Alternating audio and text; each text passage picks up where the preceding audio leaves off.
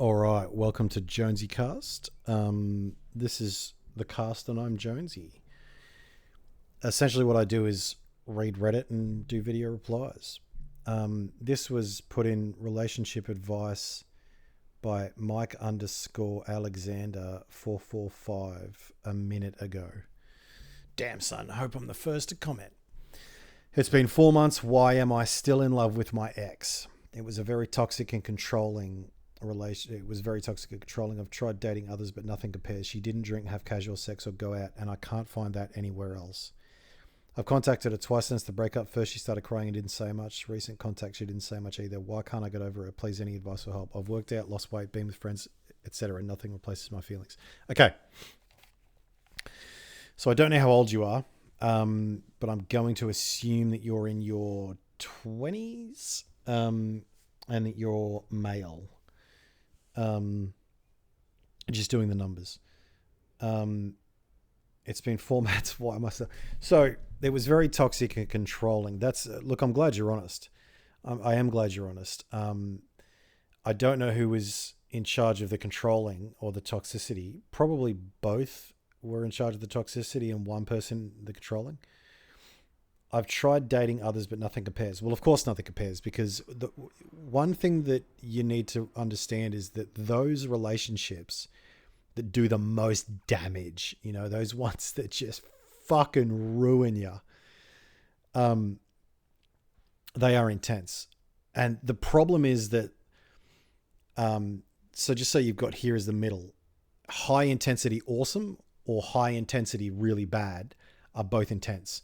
And they both produce a lot of chemicals in our brain, especially. So the cycle of abuse, one of the reasons it occurs is because the abuser is the only person that gives the abused the love that the abused wants. No one else does, because if someone else did, the abused would just leave, because they don't need the abuse along with the awesome, but they don't get the awesome from someone else. And it was intense. She didn't drink, have casual sex, or go out, and I can't find that anywhere else. You got to wait though. You got to wait. You got to bide your time. Now, the question is also, what do you want? Right? Now, if you watch some of my other videos, I have a habit of giving the advice of write down what you want in a relationship, what you don't want in a relationship, what you want in a partner, male or female, and what you want to be. The kind of man you want to be. Again, I'm assuming, but I don't know. Now, the reason I say that is because when the shit hits the fan, that's your compass. That's your compass for when the shit hits the fan and you open that book and you go, is this what I really wanted? Is this what the person that I was said that they really wanted, right? You need to write down what you want. And then you need to go away from that. And then come back and read it and make the decision as to whether she meets those standards. I've contacted her twice since the breakup. First, she started crying but didn't say much. Recent contact, she didn't say much either. I suppose I can understand why. That just tells me, just from experience. So I'm 32. I've dealt with so many people, man. I've just had so many deep conversations with people. I used to be a counselor. I used to be a youth worker. Now I'm studying psychology, and if she isn't saying much, either she doesn't want to get back together, or she's waiting for you to solve the problem that she has, which could be, I don't know how to feel about this guy. Sell me on you. She's trying to get you to sell her on you. But I don't, even that doesn't seem likely, because she's not saying much. She's not trying to manipulate you and wile things out of you. She's just kind of dormant, kind of like it's like her soul is asleep, why can't I get over her? Well, you can't get over her because she was your last love. I mean, it's not just that. She was your last love. It was really intense, toxic and controlling. People tell people to leave bad relationships, not understanding that the people in the bad relationships don't have anywhere else to go. They don't have anyone else to make them feel amazing or make them feel shit, or they don't have anyone else to communicate with and be seen by. Because you got to remember, you were someone to someone, and now you're not someone to someone. And that feeling is addictive. You know, it's so intense when we love someone, and then when we're out of it, we miss the person despite the fact that they had so many flaws, man. You've also got to remember that one of the reasons you miss her is because she's not an active part of your life. What she is now is an ideal. So when you remember the good things, they're really good. And when you remember the bad things, they're really bad, right? And sometimes you think, man, this bitch just fucked me over. And sometimes you think she was the only one I could ever be with, right? But the problem is those are two extremes of the spectrum when the truth is around about here, right? It's about from here to here. So you have an ideal. You don't have a woman. I've worked out, lost weight, been with friends, etc. Nothing replaces my feelings. And I don't think it will. I think that, I honestly think, and this is sad news for you, that you are going to have to walk through this. Winston Churchill had a great saying, right? If you're going through hell, keep going. Keep going. Because that's the only way you get out. Someone goes through hell and they stop. Why do they stop? Well, they stop because they don't know what to do. And everything is relevant because they don't know what to do. So they get massive anxiety and they don't know how to act. They don't know where to turn. They don't know how to get the feelings that they once had back. They don't know how to get the love that they once had back. But I mean, if you're going through hell, keep going. Keep working out. Keep losing weight, or not too far. Keep being with friends. Nothing replaces my feelings yet. Okay? Yet. Now, I don't think that friends or gym or, you know, getting jacked and looking dope, I don't think that's going to replace the feeling that you had.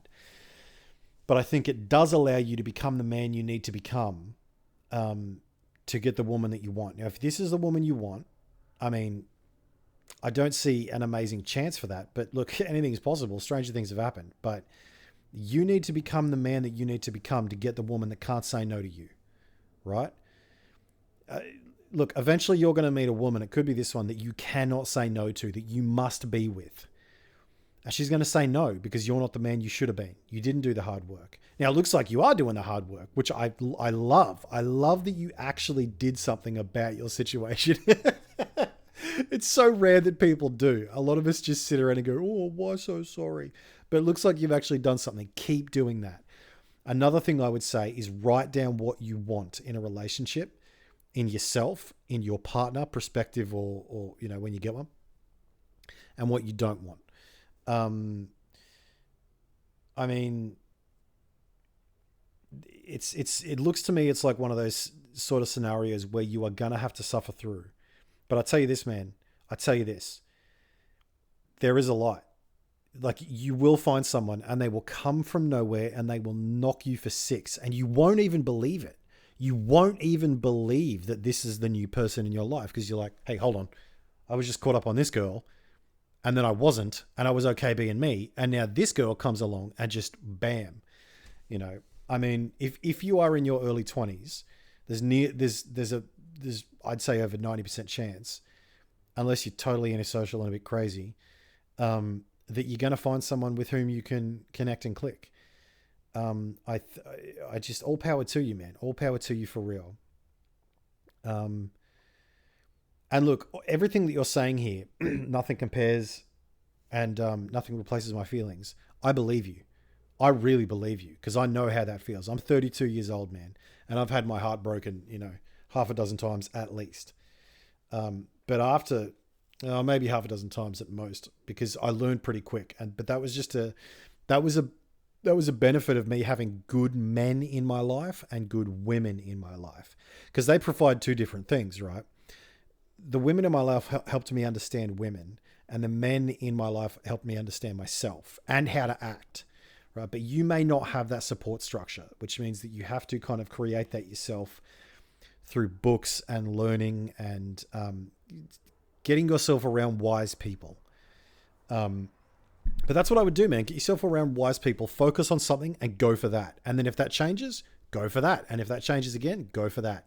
But you must focus on something, because otherwise what will fill the void, Like, if you're driving in the freeway, no one messes with you. But as soon as you park your car, there's the chance that someone's going to come up. And the someone that's coming up now is this girl in your memories, right? You got to get moving. You have to move forward to your goal so that someone can jump in the car with you and come along with you. I would encourage you to do that, and write down what you want. Write down what you want. You must write it down. It's not just thinking about what you want, because thoughts go, and then they just get lost in the ether. Write it down in a book that you will remember to put in your drawer, right? So then when a new girl comes into your life, or when this girl comes back into your life, you will be able to compare her to what you said you wanted. Look, video's over, man, but I hope you do well. I really do. Good luck.